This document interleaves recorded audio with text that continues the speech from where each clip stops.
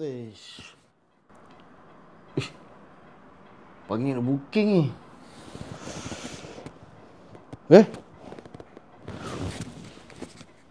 Mana siang duit?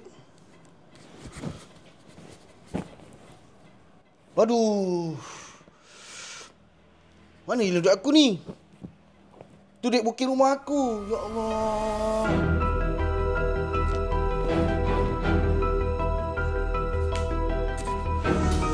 Aduh. Manalah duit satu aku ni? Aduh. Mesti ada something robot ni. Aku nak check dulu lah.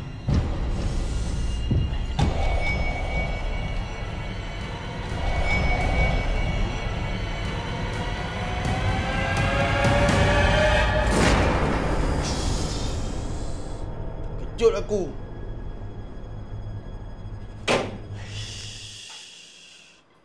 Pintu kunci, tingkap kunci. Macam mana dia suruh dia booking aku boleh hilang ni? Aku nanti buat belan ni. Assalamualaikum. Belan. Black ink. Belan, duit tu hilang Belan. Macam mana Aduh, jam Aduh, kusut ni. Betul lah Belan, aku tak main-main. Aku rasa bilik aku ni ada something bang. Serius. Hilang tiba-tiba ni.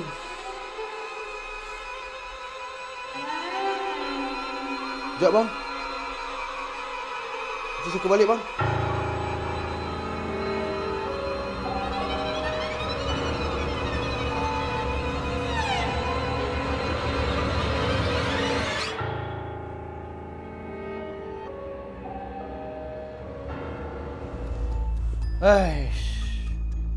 Kalau ada makhluk dalam ni, aku cuma nak duit aku RM100 je untuk booking rumah.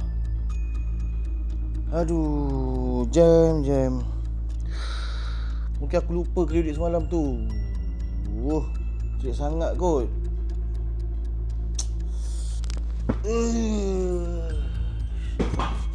Siapalah ambil duit aku ni? Aduh.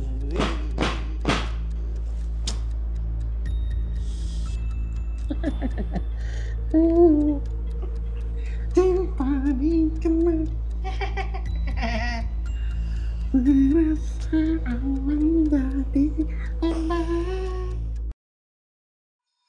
kalau dia aku hilang lagi, mesti dapat tahu siapa pencuri dia. Aku tak tulis ni. I love you.